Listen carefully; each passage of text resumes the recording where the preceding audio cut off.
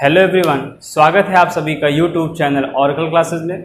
दोस्तों, आज का हम लोग का ये वीडियो है इलेक्ट्रिकल इंजीनियरिंग ड्राइंग से, जिसमें हम लोग देखेंगे estimating and costing of power circuit, यानी जो पावर सर्किट है उसकी एस्टिमेटिंग एंड कॉस्टिंग के बारे में। हम लोगों ने अपने पिछले वीडियो में वायरिंग क्या होती है, अर्थिंग क्या होती है, अर्थिंग की आवश्यकता क्यों होती है, ठीक, फिर उसके पिछले वीडियो में एस्टिमेटिंग एंड कॉस्टिंग क्या होती है, इन सभी चीज़ों को पढ़ लिया था। तो चलिए आइए स्टार्ट करते हैं आज का अपना ये वीडियो।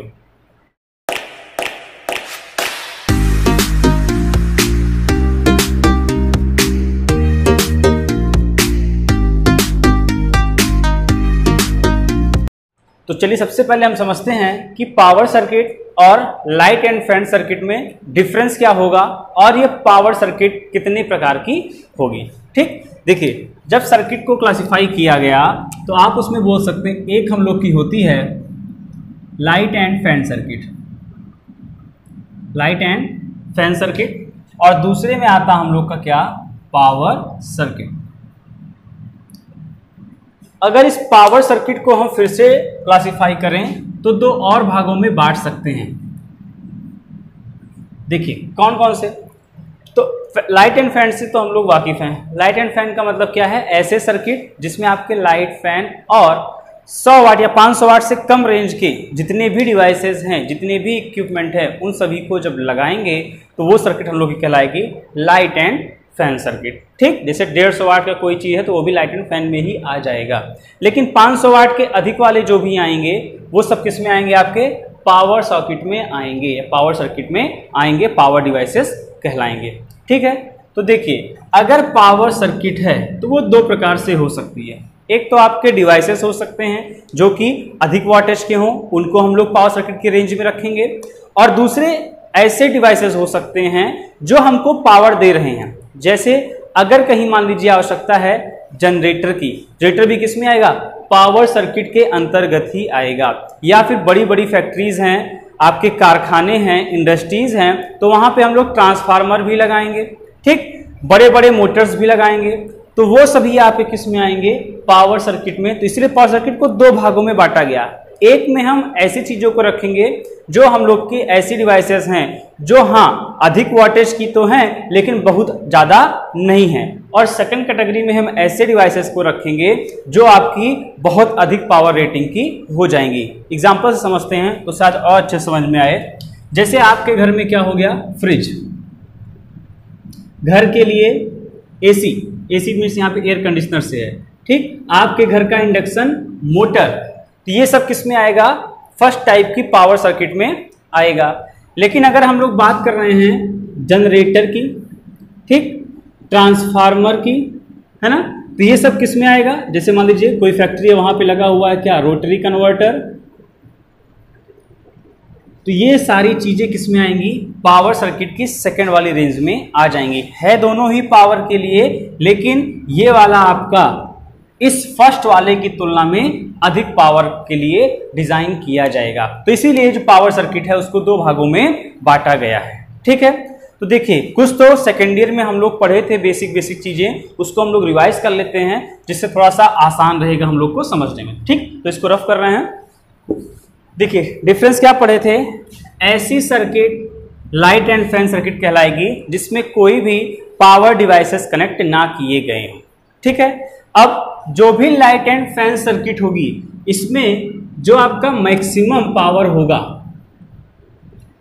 कितना होगा, 1000 वाट, सॉरी 800 वाट, कितना पढ़े थे, 800 वाट। ठीक, जबकि जो इसमें पॉइंट होंगे, जबकि जो इसमें पॉइंट होंगे वो मैक्सिमम कितने हो सकते हैं, 10 पॉइंट हो सकते हैं। अब इसका मतलब क्या हुआ, जैसे आपको कहीं पर एक घर में वायरिंग करनी है तो वहां पे आपको सबसे पहले क्या करना पड़ेगा, एक छोटा सा लेआउट समझ लेते हैं पहले। मान लीजिए कोई घर है ये, तो हम करते क्या हैं, बाहर पोल लगा होता है, वहां से सर्विस मेंस की सहायता से लेकर आते हैं कहां तक, अपने एनर्जी मीटर तक सप्लाई को लेकर आते हैं, और फिर इसी एनर्जी मीटर की सहायता से देखते हो क्या होता है, आपका डिस्ट्रीब्यूशन बोर्ड लगा होता है। ठीक है, और इसी डिस्ट्रीब्यूशन बोर्ड से क्या लगे होते हैं, आपके सब डिस्ट्रीब्यूशन बोर्ड लगे होते हैं। SDB मतलब सब डिस्ट्रीब्यूशन बोर्ड लगे होते हैं। और यहाँ से हर एक कमरे के लिए निकल के चला जाता है क्या, लाइट एंड फैन या लाइट एंड फैन बोर्ड। ऐसे हर रूम के लिए अपना अलग अलग हो जाएगा। ठीक, तो देखिए है क्या, एक कमरे में जितना आपके डिवाइसेस लगे हुए हैं या जितने भी उपकरण आपके लगे हुए हैं, जैसे फैन हो गया, आपके लिए पंखा हो गया या फिर सॉकेट हो गई, तो उन सभी चीज़ों को हम एक पॉइंट के रूप में काउंट करते हैं। जैसे बल्ब हो गया तो एक, पंखा हो गया तो दो। ठीक, तो ऐसे सभी पॉइंट को मिलाकर जो एक लाइट एंड फैन सर्किट होनी चाहिए, उसमें हम लोग का मैक्सिमम पावर कितनी हो सकती है, 800 वाट, क्योंकि भाई पंखे की रेटिंग अपनी कुछ होगी, बल्ब की रेटिंग कुछ और होगी, तो उन सबको जोड़ेंगे तो एक light and fan circuit maximum आपकी 800 वाट की पावर देगा। और उसमें अधिकतम पॉइंट कितने हो सकते हैं, 10 पॉइंट हो सकते हैं। ठीक, ये क्वेश्चन ऑब्जेक्टिव के लिए भी इंपॉर्टेंट है। ठीक है, तो अब इसमें जो हम लोग सॉकेट लगाते हैं वो आप लोग को मालूम होना चाहिए किस रेंज की होती है, 5 एम्पियर और 100 वाट। जो एक सॉकेट हम लगाते हैं घरों में देखते हैं ना, 3 पिन सॉकेट, ये 3 पिन सॉकेट, ये वाला अगर फेस तो ये वाला क्या हो जाएगा, न्यूट्रल। ये वाला क्या होता है, हम लोग पढ़ चुके हैं अर्थिंग में, अर्थ पॉइंट होता है। ठीक है, तो इन दैट केस ये जो आपकी सॉकेट दिख रही है ये कितने की होगी, इसकी रेटिंग 5 एम्पियर और 100 वाट की होगी। अब ये मैटर नहीं करता कि आप उससे 20 वाट का लोड जोड़ रहे हो कि 40 वाट का जोड़ रहे हो, उसकी जो रेटिंग है वो उसका निर्धारण किया गया है कि ये 5 एम्पियर 100 वाट पर आसानी से सफलतापूर्वक कार्य करती रहेगी। ठीक, तो ये लाइट एंड फैन सर्किट में आपका आ जाएगा। सिंबल विंबल भी हम लोग देख लेंगे थोड़ा बहुत कि क्या होता है, कैसे होता है। ठीक है, चलिए अब आते हैं हम लोग पावर सर्किट में। तो पावर सर्किट के बारे में हम लोगों ने पढ़ा था कि क्या पावर सर्किट में जो मैक्सिमम पावर हो सकती है कितनी हो सकती है, 3000 वाट। मैक्सिमम पावर 3 किलोवाट या फिर 3000 वाट हो सकता है। और जबकि इसमें जो पॉइंट है, नंबर ऑफ पॉइंट्स यानी कितना आप सॉकेट या कितनी डिवाइसेस जोड़ सकते हो, तो कितनी है, मैक्सिमम है 2। मैक्सिमम है 2, क्योंकि रेटिंग इसकी क्या है, ऑलरेडी ज़्यादा है। हमने पहले बताया रेटिंग क्या है इसकी, ऑलरेडी ही ज़्यादा है। तो आप सोच रहे होंगे कि सर अगर हमको एक हीटर लगाना है घर में, एक प्रेस लगाना है तो क्या करेंगे, तो बिल्कुल वही 2 पॉइंट होंगे और उसके उन दोनों को मिलाकर आप एक पावर सॉकेट का निर्माण कर लोगे। ठीक, उसके लिए अलग अलग करने की आवश्यकता आपको नहीं है। हाँ, अगर इन दोनों में से कोई भी एक पहले पूरा होता है, जैसे मान लीजिए एक AC लगा रहे हैं हम, 2 टन की AC हो गई, तो मान लेते हैं पुराने वाले ज़माने की थी, क्योंकि अब तो इन्वर्टर AC आ रही है, वाटेज कम हो गया है उसका, लेकिन पुराने ज़माने की थी तो मान लीजिए वो कितने की थी, 3 किलोवाट की ही थी। 3 किलोवाट की थी। तो अगर ये 3 किलोवाट की थी तो अब AC तो 1 हो गई। अब आप ये पढ़ो कि नहीं 3 किलोवाट तो हो गया, लेकिन पॉइंट कितना लगा सकते हैं हम लोग, 2। नहीं, ऐसा नहीं है। या तो ये यानी या तो पावर पहले पूरा हो जाए या तो पॉइंट पहले पूरा हो जाए, दोनों में से कोई भी एक कंडीशन आपकी मैच कर जाएगी तो वो आपका एक सर्किट के रूप में काउंट कर लिया जाएगा। ठीक, सेम ऐसे यहां पर अगर आपने 10 पॉइंट लगाए, इसकी बात कर रहा हूं लाइट एंड फैन वाले की, अगर मान लीजिए 10 पॉइंट लगाया हमने, 10 डिवाइसेस को जोड़ा होगा और इनको जोड़ने पर केवल 600 वाट ही आ रहा है। 10 डिवाइसेस को जोड़ने पर कितना आ रहा है, 600 वाट ही आ रहा है। तो हम लोग ऐसा नहीं कि नहीं 200 वाट बढ़ा सकते हैं, नहीं ऐसा नहीं, बिल्कुल हमने पढ़ा है कि मैक्सिमम पॉइंट कितने हो सकते हैं, 10, और या तो मैक्सिमम पावर कितनी हो सकती है, 800 वाट। ठीक, जैसे अगर हम लोगों ने 8 जोड़ा, 800 वाट आया और उस 800 वाट के लिए केवल 5 ही पॉइंट हमको मिले, 800 वाट के लिए कितने मिले, केवल 5 ही पॉइंट मिले। तो ऐसा नहीं कि हम 5 पॉइंट इसमें और बढ़ा देंगे, नहीं, दोनों में से कोई भी एक जैसे ही पूरा होगा हम लोग अपने अलग सर्किट की तरफ मूव कर जाएंगे। दैट्स मीन या तो पावर वाली कंडीशन या तो पॉइंट वाली कंडीशन, चाहे लाइट एंड फैन सर्किट हो चाहे वो हम लोग की पावर सर्किट हो, दोनों में से कोई भी एक कंडीशन जैसे फुलफिल हो जाएगी हम लोग का एक सर्किट वो काउंट कर लिया जाएगा। उसके बाद हम लोग नेक्स्ट में आगे बढ़ जाएंगे। ठीक, चलिए आई होप इतनी चीजें आपको समझ में आ गई होंगी। तो जो हम लोग लाइट एंड फैन सर्किट पढ़े थे, यानी इंटरनल वायरिंग जो पढ़े थे, उसमें कुछ रूल्स और सिंबल्स थे। उन रूल्स और सिंबल को ध्यान में रखते हुए हम लोग क्या करते हैं, वायरिंग करते हैं और उसकी एस्टिमेटिंग एंड कॉस्टिंग भी करते हैं। हम लोगों ने पढ़ा हुआ है कि एस्टिमेटिंग एंड कॉस्टिंग का जो मेन पर्पस होता है वो क्या होता है, अच्छी गुणवत्ता यानी अच्छी क्वालिटी वाले जितनी भी चीजें हम लगा रहे हैं उसके साथ खर्चा क्या हो, कम से कम आए। दैट्स मीन हम लोग क्या बोलते हैं उसको, इकोनॉमिकल, मितव्ययी होना, यानी क्वालिटी के साथ कोई समझौता नहीं किया जाएगा और उसी क्वालिटी को ध्यान में रखते हुए हम कम से कम पैसे में जब चीजों को अचीव करेंगे, लेकर आएंगे, लगाएंगे, वही हम लोग का मेन पर्पस हो जाएगा किसका, एस्टिमेटिंग एंड कॉस्टिंग का। तो उसके लिए कुछ रूल बनाए गए हैं आपके आईईआर द्वारा, जिसमें बताया गया है कि हाँ जैसे कोई रूम है तो उसके लिए लाइट एंड फैन जो डिस्ट्रीब्यूशन बोर्ड लगाओगे वो कहाँ पे होगा, लाइट बोर्ड कहाँ पे होगा, कितनी ऊंचाई पर होगा, ठीक। तो उन सभी मानकों को ध्यान में रखते हुए हम लोग वायरिंग करते हैं, ठीक। तो चलिए देख लेते हैं हम लोग, पहले कुछ सिंबल को देखेंगे, ठीक है। जैसे ये सिंपल सा आपका बन जाएगा क्या, एनर्जी मीटर, ठीक। इसमें आप ऐसे पॉइंट को निकाल दीजिए, सिंगल फेज के लिए है ये, 2 इनपुट और 2 आउटपुट वाला हो जाएगा, ठीक। फिर लिख देंगे आप डीबी, मतलब क्या हो जाएगा, डिस्ट्रीब्यूशन बोर्ड हो जाएगा। एसडीबी सब डिस्ट्रीब्यूशन बोर्ड, ठीक, यानी उप वितरित बोर्ड हो जाएगा। फिर आपका एलबी लाइट बोर्ड हो जाएगा जो आपके रूम में लगा हुआ है। इसके अलावा ये किसका संकेत होता है, लाइट का, या आप कह लो बल्ब का संकेत होता है। ये किसका सिंबल है, किसका है, ट्यूबलाइट का, ये सिंबल आपके ट्यूबलाइट का है। ये किसका सिंबल है, फैन का है, फैन का सिंबल हो जाएगा, ठीक। फिर फैन के साथ क्या लगा होता है, रेगुलेटर, तो ये किसका सिंबल हो जाएगा, फैन रेगुलेटर का, ठीक भाई। चलिए फिर इसी क्रम में अगर हम आगे बढ़ें तो हमको मिल जाएगा क्या, ये किसका है, 5 एम्पियर सॉकेट का, 5 एम्पियर 100 वाट वाली सॉकेट का, ठीक। फिर अगर इसी में हमने डबल कर दिया तो क्या हो जाएगा, ये अब इसकी रेटिंग क्या हो जाएगी, बढ़ जाएगी, यानी 15 एम्पियर और 1000 वाट, ठीक है। तो ये कुछ सिंबल हैं, इसी प्रकार से कई हो सकते हैं, स्विच हो सकता है, 2 वे स्विचेस हो सकते हैं। तो ये सब सिंबल आपको मालूम होने चाहिए, क्योंकि इन्हीं सब सिंबलों को हम दर्शाएंगे अपने किसमें, जो हम वायरिंग का डायग्राम बनाएंगे, ठीक। चलिए अब हम लोग कुछ रूल्स जानते हैं कि रूल्स क्या क्या होंगे जब हम लोग लाइट एंड फैन सर्किट को डिजाइन करेंगे। देखिए आपके इस सिलेबस में दोनों चीजें आ सकती हैं, दे देगा कि ये कोई कारखाना है, तो कारखाना है तो ऐसा नहीं कि उसमें सिर्फ पावर वायरिंग ही होगी भाई, वहां पे ऑफिस भी होंगे, स्टाफ भी होंगे, उनके लिए भी आपको रूम बनाना पड़ेगा, डिजाइन करना पड़ेगा, वहां पर वायरिंग करने की आवश्यकता पड़ेगी, ठीक। तो देखिए उसके लिए सबसे पहले हम लाइट एंड फैन वाले को देखेंगे कि उसके लिए क्या रूल है, फिर हम लोग देखेंगे कि पावर सॉकेट या पावर वायरिंग जब हम करेंगे उसके लिए क्या रूल है, और फिर हम लोग नेक्स्ट पढ़ेंगे कि हाँ पावर वायरिंग कैसे की जाएगी। कोई चेंज नहीं है, सब पुराना वाला ही है, कुछ अलग नहीं होगा आपके लिए, ठीक है। देखिए जब हम लोग लाइट एंड फैन में पढ़े थे, लाइट एंड फैन सर्किट में, तो उसके लिए रूल हम लोगों ने पढ़ा था कि जो हम छत लेंगे, या तो वो आपके इसमें दी गई हो, या तो छत दी गई हो कि हाँ एक रूम है इतने बाई इतने का, उसमें छत आपकी 4 मीटर या फिर 3.5 मीटर है। अगर नहीं दी गई हो तो आप 4 मीटर 3.5 मीटर मान सकते हो। ये क्या हो जाएगी, छत की ऊंचाई, ये हो जाएगी आपके छत की ऊंचाई, ठीक।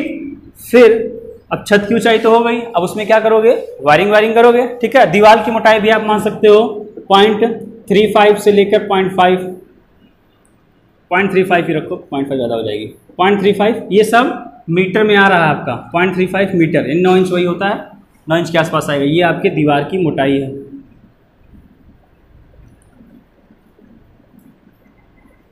ठीक। फिर जो हम लोग एनर्जी मीटर लगा रहे हैं, घर के पास एनर्जी मीटर लगा रहे हैं, एनर्जी मीटर की फर्श से ऊंचाई,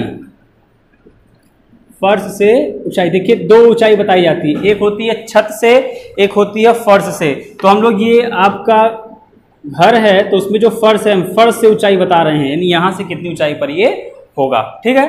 तो कितनी ऊंचाई पर होगा, ये रखा जाता है आपका 1.5 मीटर, 1.5 मीटर या कहीं कहीं 1.75 मीटर भी ले सकते हो, उससे कोई दिक्कत नहीं है। डिपेंडिंग अपॉन कंडीशन ये रखा जाता है। जैसे क्या, अगर आपके यहाँ लोड ज़्यादा है, ठीक, एमसीबी बहुत ज़्यादा लगानी पड़ जा रही है, तो इन दैट केस हम लोग क्या करेंगे, वहाँ पे ऊंचाई थोड़ा सा बढ़ा देंगे जिससे खतरा क्या हो, कम हो जाए।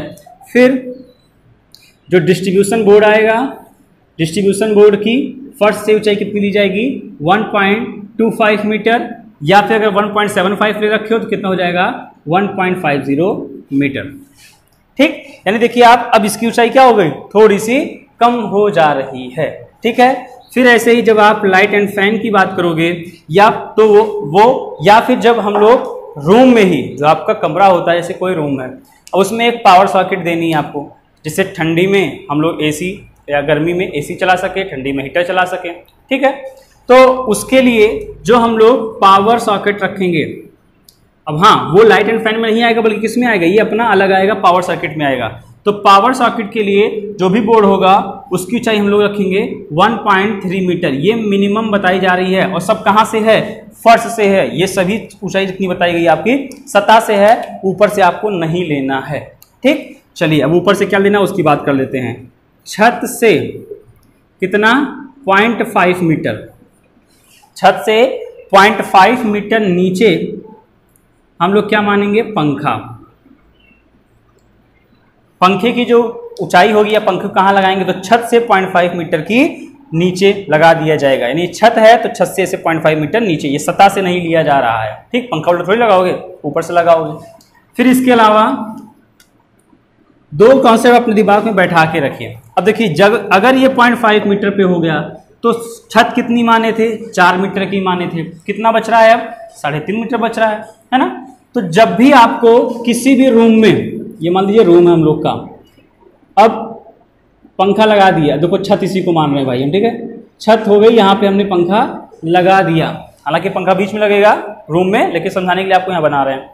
तो हमेशा जो लाइट का पॉइंट होता है, चाहे वो बल्ब हो चाहे वो ट्यूबलाइट हो, हमेशा आप क्या रखोगे, अगर ये पंखा आ रहा है, पंखे का सबसे निचला भाग आ रहा है ये, तो उससे हमेशा लाइट को क्या रखोगे, नीचे रखोगे। अगर आपने फैन को नीचे कर दिया, लाइट को ऊपर कर दिया, ठीक, जैसे ये था, अब मैं बोल रहा हूं यहां पे आपको लगाना है बल्ब वाला पॉइंट। ठीक, अगर किसी ने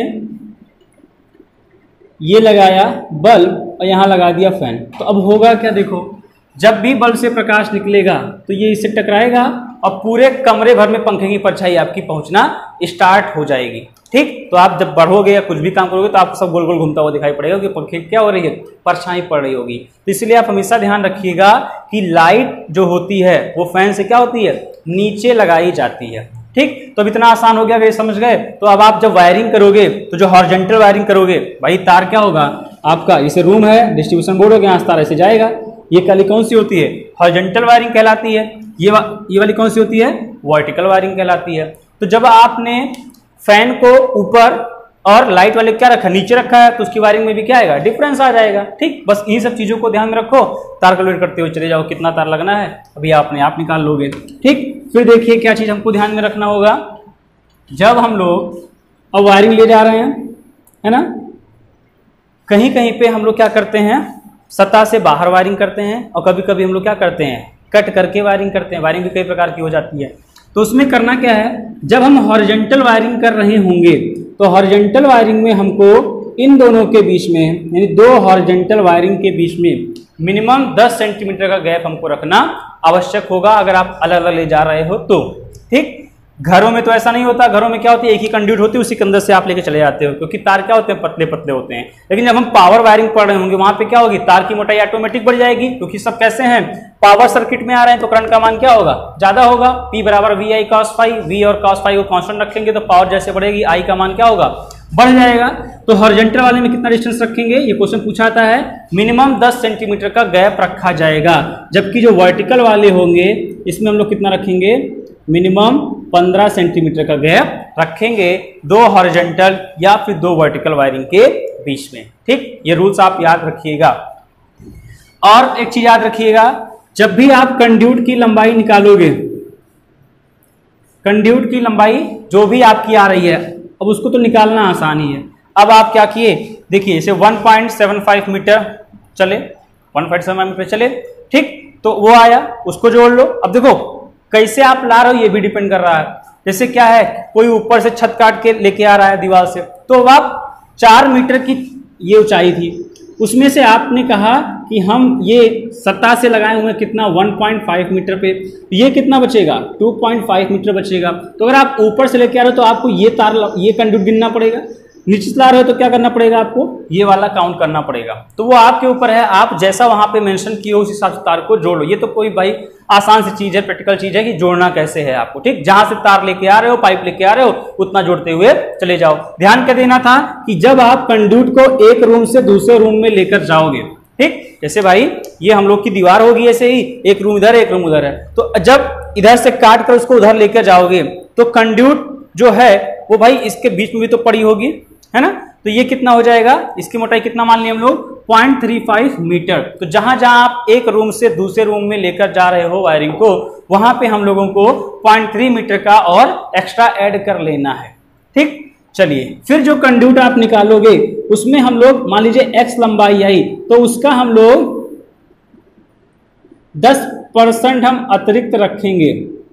छिलन 5% होती है, सॉरी 5% अतिरिक्त रखेंगे, क्योंकि कंडक्ट क्या है, काटते पीटते छोटी पड़ जाती है। पता चला आपने कहा 10 मीटर लेकर चले आओ, एग्जांपल ले रहे हैं, 10 मीटर कंडक्ट लेकर चला आया वो, ठीक। अब आपने काटा पीटा और 2-3 मीटर कम पड़ गई, तो क्या करोगे, बाद में उसको फिर से कहोगे पैसा दो लेके आ रहे हैं? नहीं, एस्टिमेटिंग कॉस्टिंग पढ़ चुके हैं, एक बार में ही सब सामान ले आओ, पैसा बढ़ा के रखो अपने पास, जिससे मान लो भविष्य में अगर रेट वेट बढ़ता भी है तो भी हम लोग को कोई प्रॉब्लम ना हो, क्योंकि अपने पास से पैसा हमको नहीं लगाना है, ठीक। तो आप जो कंडक्ट जितना एक्चुअल में निकाले हो उसमें हम क्या करेंगे, 5 से 10% तक का छीलन हम अतिरिक्त रखेंगे, यानी उसको काटने छीलने में उतनी पाइप क्या होगी, वेस्ट हो जाएगी। तो हमारी पाइप की लंबाई कम नहीं पड़नी चाहिए। और जो कंडक्ट की लंबाई आई है उसमें आप 3 से गुणा कर दोगे तो क्या मिल जाएगा हम लोग को, length of wire, length of wire हम लोग की मिल जाएगी। अब देखो यहां से एसएससी में आया था क्वेश्चन, कैसे घुमाता है क्वेश्चन, केबल और वायर में डिफरेंस है कि नहीं डिफरेंस है, केबल में वायर में डिफरेंस है, हम लोग को ही मालूम है। केबल में क्या होता है, इसी में फेज इसी में न्यूट्रल, बोलो भाई ऐसे तो होता है केबल। जबकि अगर आप वायर की बात करोगे तो एक ये फेज वायर और एक आपका सेकेंड वायर। इंसुलेटेड कंडक्टर ही क्या कहलाते हैं, केबल कहलाते हैं, ठीक। तो ये आपके वायर हो गए 2 और ये कितना हो गया आपका, केबल हो गया। तो अब कहेगा कि एक कंडक्ट की लंबाई, क्वेश्चन ऐसे कुछ आया था, डेटा नहीं याद है मुझको, क्वेश्चन मान लेते हैं एक कंडक्ट की लंबाई, वायरिंग करना है, वहां पे कंडक्ट की लंबाई आ गई कितनी, 60 मीटर आ गई, सबके बाद छिलने निकालने के बाद कितनी आई, 60 मीटर की आ गई। अब आपसे कहेगा बताओ केबल की लंबाई क्या होगी। तो ये बताओ बंधु, अगर ये आपका देखो, ये आपका कंडक्ट पाइप है, समझना, अगर ये आपका कंडक्ट पाइप है तो उस कंडक्ट पाइप के बराबर ही तो हमने केबल लगाई हुई है कि कुछ एक्स्ट्रा की हो, नहीं ना। तो केबल की लंबाई क्या हो जाएगी, 60 मीटर ही हो जाएगी। लेकिन अगर उसी कंडक्ट के अंदर आप वायर लेकर जा रहे हो तो वायर की लंबाई तो वही है, वायर की लंबाई भी वही है, लेकिन यहां वायर कितने लगे हुए हैं, 2 वायर लगे हुए हैं। तो क्या करना पड़ेगा, 2 से गुणा करना पड़ेगा। और फेज वायर क्या होता है, एक जाता है फिर वहां से घूम के आता भी है, तो इसीलिए हम 3 वायर लेते हैं। तो आपका 3 से गुणा करते, देखो लिखा भी गया ना, ये गुणे 3 कर लेते हैं। तो इसका मतलब है कि जितना कंडक्ट दिया गया होगा उसकी लंबाई, उसमें जब 3 से गुणा करोगे तो आपको लेंथ ऑफ वायर पता चलेगी, जबकि जो लेंथ ऑफ केबल होती है वो पूर्णतया बराबर होती है लेंथ ऑफ कंडक्ट के, ठीक। ये सब चीजें अपने दिमाग में बैठा के रखिए, काफी आसान हो जाएगा आपके आगे के लिए भी, ठीक है। रफ करना इसको। तो ये सब हम लोग को समझ में आया कि क्या क्या हम लोग को मानना है, कैसे कैसे हम लोग को मानना है, ठीक। चलिए, तो जब हम लोग इतनी चीज़ों को निकाल लिए फिर क्या करेंगे, जितना लोड है सबको जोड़ेंगे, वोल्टेज मालूम होगा, पावर फैक्टर गिवन होगा, नहीं तो 0.8 लगेंगे हम घरों के लिए मान लेंगे, और वहां से हम लोग निकालेंगे क्या, अपनी धारा का मान। और इसी धारा के मान के अनुरूप ही क्या डिजाइन किया जाता है, area of conductor. Area of conductor भी हम लोग डिसाइड करते हैं करंट रेटिंग के अकॉर्डिंग, जबकि जो इंसुलेशन का लेवल है वो डिफाइन किया जाता है किसके अकॉर्डिंग, वोल्टेज लेवल के अकॉर्डिंग। ठीक, तो देखिए होगा क्या, अब जब हम एक एल्युमिनियम का यूज करेंगे कंडक्टर और या फिर कॉपर का यूज करेंगे, तो कॉपर की जो कंडक्टिविटी है वो ज़्यादा होती है with respect to aluminium. That's mean हमको उसी करंट को ले जाने के लिए कॉपर का एरिया क्या लगाना पड़ेगा, कम लगाना पड़ेगा, और एल्युमिनियम का क्या लगाना पड़ेगा, ज़्यादा लगाना पड़ेगा। ठीक, तो इसका मतलब ये है कि एल्युमिनियम के लिए एरिया कुछ अलग आएगा और कॉपर के लिए क्या आएगा, कुछ अलग आएगा। तो कितना आता है, देखिए 1.5 mm² लाइट एंड फैन के लिए ये होता है, जबकि अगर कॉपर का लगाओगे तो बहुत ही कम 0.93 mm² का ये लाइट एंड फैन के लिए आपको बताया जा रहा है। ऑब्जेक्टिव में डायरेक्टली क्वेश्चन पूछ लेता है कि बताओ क्या होगा। ठीक, जबकि अगर आपसे पूछा जाए पावर वायरिंग कर रहे हैं, वहां पे भी आपके पास कंडक्टर लगाना पड़ेंगे, तो कॉपर एल्युमिनियम हो सकता है, तो उस केस में हम लोग यहाँ पे रखेंगे कितना 2.4 mm² पावर सॉकेट के लिए बंधु, जबकि इसमें कम रखेंगे, यहाँ पे आप लगा सकते हो 1.5 mm² का कॉपर का वायर किसके लिए, पावर सॉकेट के लिए। ठीक, तो डिफरेंस देख रहे हो ना आप। ठीक है, ये आपका अंतर आ जाता है, तो ये आपको मालूम होना चाहिए। ठीक, तो लाइट एंड फैन के बारे में इतनी चीजें तो हम लोगों ने देख ली। अब हम लोग बात कर लेते हैं कि पावर सॉकेट में क्या होगा, कैसे करेंगे। तो हम लोगों ने पावर सॉकेट को दो भाग में बांटा है।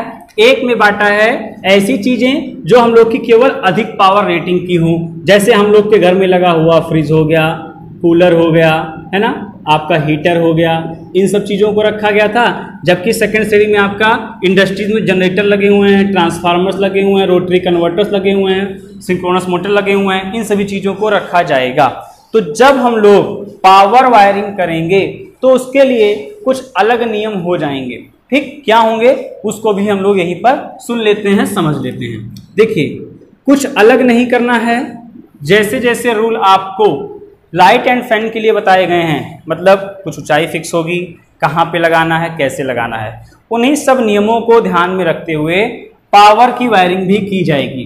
बस ध्यान ये रखना है कि अब हम मोटर लगाए, सपोज दैट हम मोटर लगाए, तो इस मोटर के लिए हम लोग को क्या करना पड़ेगा,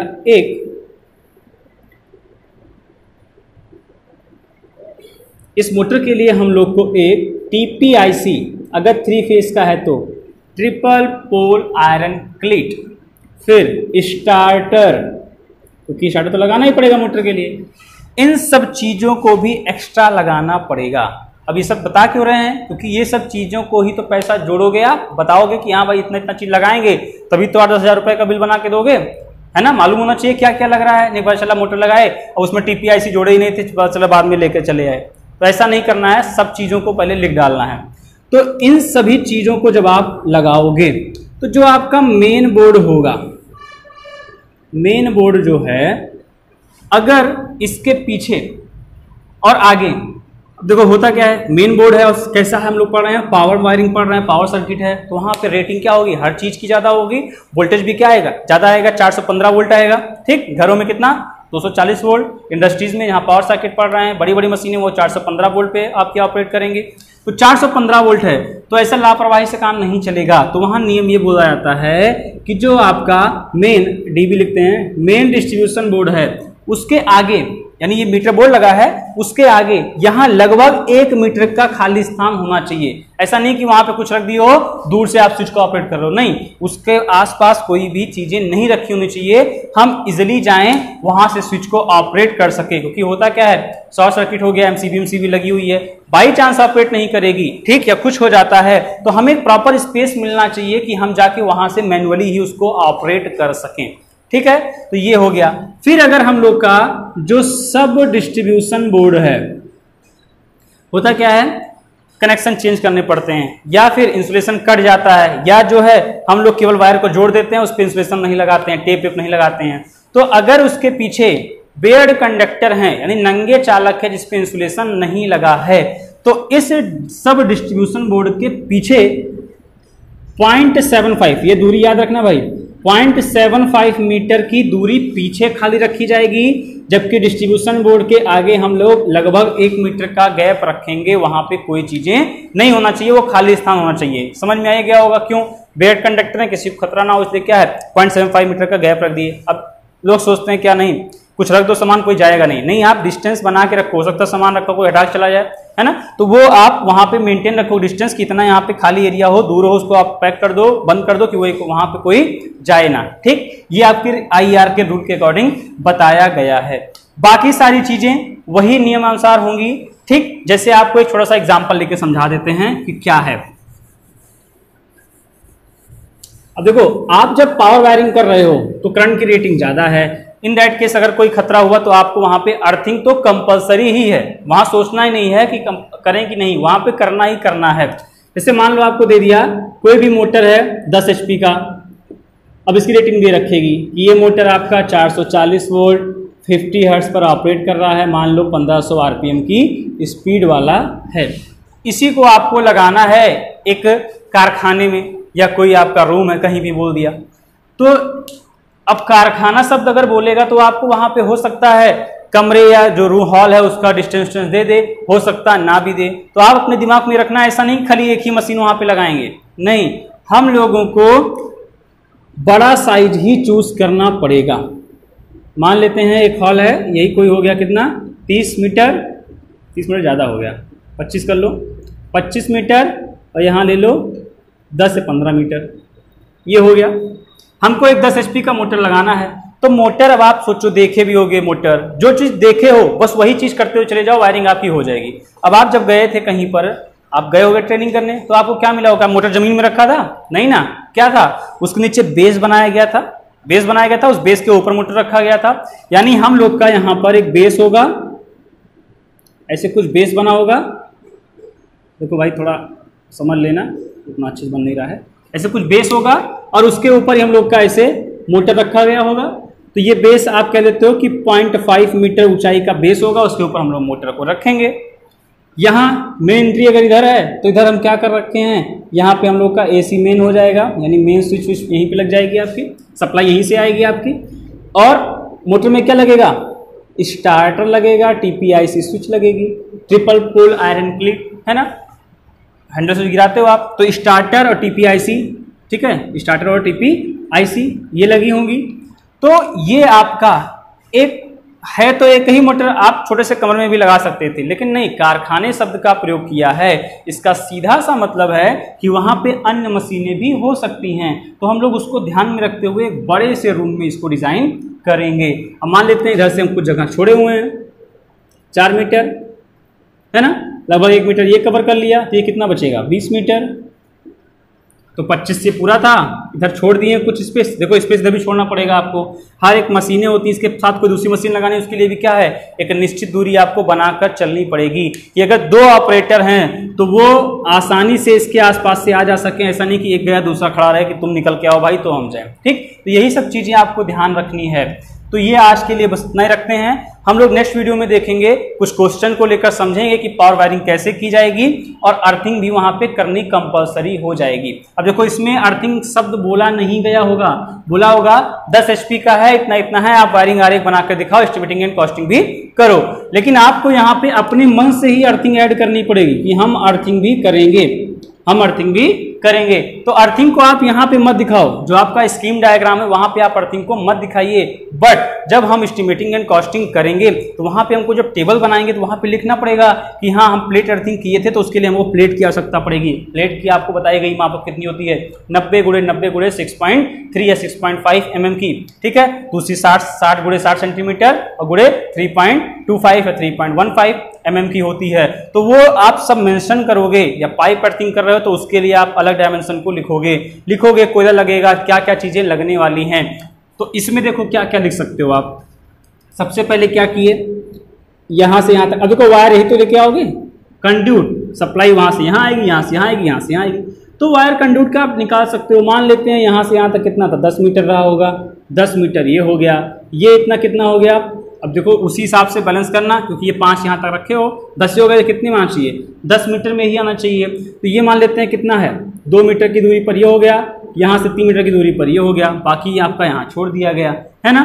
तो ये आपकी इतनी क्या हो जाएगी, कंड्यूट की लंबाई हो जाएगी। और यहाँ से यहाँ तक वायर में कोई चेंज आएगा नहीं, सेम वायर ही लगने वाले हैं आपके, वहां पर कोई अंतर आने वाला ही नहीं है। ठीक, फिर सी जो ये आप बेस बनाए हो, बेस भी आपको ही बनाना पड़ेगा, तो उसको भी हम क्या करेंगे, इंक्लूड रखेंगे अपनी एस्टिमेटिंग एंड कॉस्टिंग में। क्योंकि जब घर बना होगा या हॉल बना होगा तो वहां पहले से ही वो उठा के नहीं चला जाए कि यहाँ मोटर लगना है, नहीं, वो तो आपको ठेका मिला है, आप अपने अकॉर्डिंग उस चीज को करोगे। तो इसीलिए ये जो सीमेंट वाला खर्चा है ये भी आप क्या करोगे, अपने में ही इंक्लूड करके रखोगे कि हाँ भाई हमको ये बनाना पड़ेगा बेस, तो उसके अनुसार क्या सीमेंट, क्या मोरंग, किसका कितना अनुपात लगेगा, उसका रेट भी हम क्या करेंगे, जोड़ लेंगे। मोटर लगा है, स्टार्टर लगा हुआ है, टीपीआईसी लगी हुई है, कंड्यूट लगी हुई है, वायर लगा हुआ है, ठीक, क्लैंप लगे हुए होंगे, उसको रोकने के लिए क्लैंप लगे हुए होंगे, ठीक है। इसके अतिरिक्त अर्थिंग मेंशन नहीं है, मगर अर्थिंग भी हमको करना है, तो उसमें जो जो चीजें आपको बताई गई थी लगने के लिए